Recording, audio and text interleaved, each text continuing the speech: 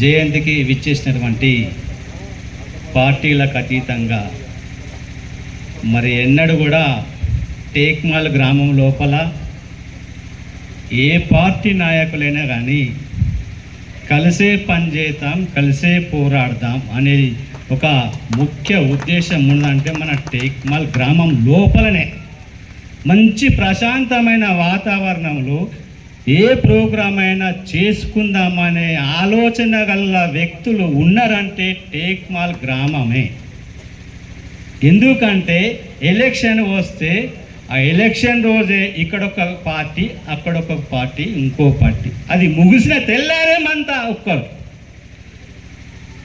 అయితే దీనికి అంతటి కారణం ప్రపంచ మేధావి, భారత రాజ్యాంగ నిర్మాత, రూపశిల్పి అయినటువంటి డాక్టర్ బాబాసాహెబ్ అంబేద్కర్ గారి యొక్క 134వ జయంతికి ఈ ప్రోగ్రాంకు ఏర్పాటు చేసినటువంటి శేషు అధ్యక్షుడు, శేషు కార్యదర్శులు, కార్యవర్గ సభ్యులకు, అదేవిధంగా రవి గారికి కూడా మరి నిన్న ఎండ అనక పిల్లలు అక్కడ కష్టపడి పెయింట్ వేసినందుకు, ఇక్కడ కుర్చీలు తెల్లందాక రాత్రి అనక కూడా టెంటు కుర్చీలు మాకు సలహా అందించినందుకు వీరన్న గారి యొక్క ఈ టెంటు వీరికి మీ అందరికీ దీనికి అంతా డొనేటెడ్ చేసిన వాళ్ళందరూ కూడా నా హృదయపూర్వక జై భీములు.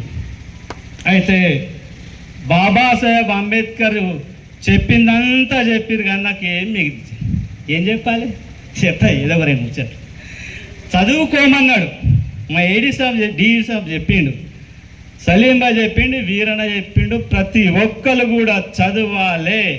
చదువు అనేది మా తరం అయిపోయింది. చదువు అనేది వెనక తరం యువత పైన ఉన్నది. మేము రిటైర్మెంట్ అయిపోయినాం.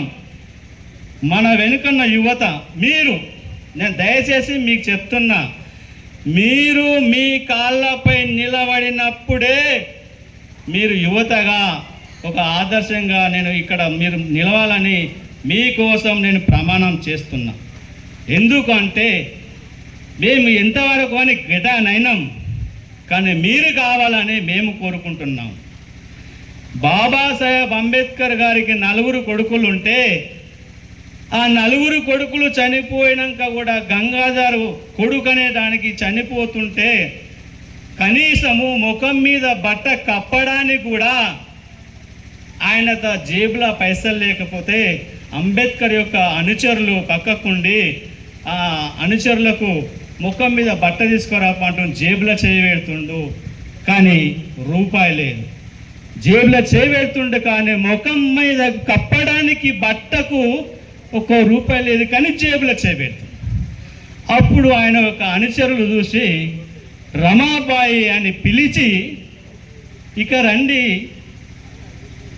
బిడ్డలారా, మీరు ఇక రండి అని తను కట్టుకున్న పెళ్ళైన నాటు వాటి ఆ తెల్ల చీర, పట్టు చీర అయితే ఉంటుందో పెళ్లి చీర, ఆ పెళ్లి చీరకి పెట్టెలకి తీసి కట్ చేసి ఇదే ముఖం మీద బట్ట తీసుకుపోయి నా కొడుకు ముఖం మీద కప్పుండని ఆ రమాబాయి దేవి మనకు ఇలా దేవత, ఈయన ఒక దేవుడు.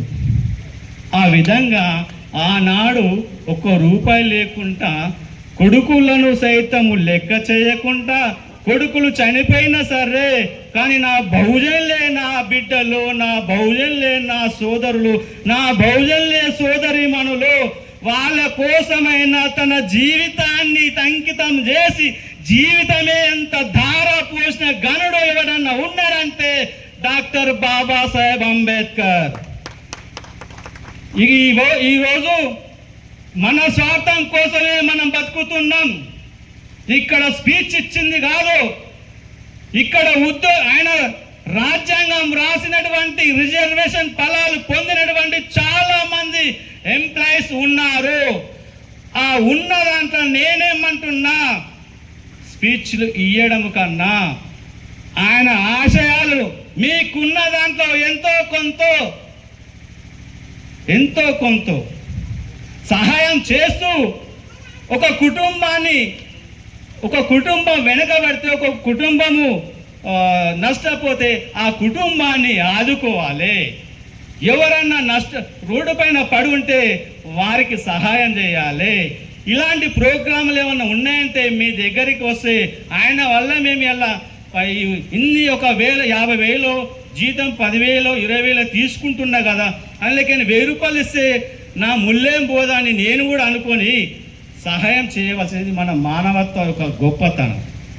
అందుకని మిత్రులారా, రవి గారి పుచ్చిరు కాబట్టి రవి గారు చాలా కష్టపడి ఎండనక రాత్రనక హాస్టల్లో పిల్లలను పెట్టి ఫుడ్ పెట్టి మనందరికీ మంచిగా చేసేందుకు ప్రత్యేకంగా మా ఎంపీపీ రవి గారికి ధన్యవాదాలు.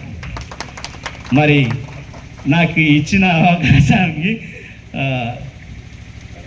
మిత్రుడు ఎర్రొల్ల శేషు అధ్యక్షుడు, మరి దుర్గేష్, వీళ్ళు చాలామంది, నేను రాత్రికి వచ్చిన కానీ వాళ్ళకు తిండి లేక తిప్పలు లేక మేము ఖాళీ మా తుడుము యాదవ్ అయ్యాల కనిపించాడు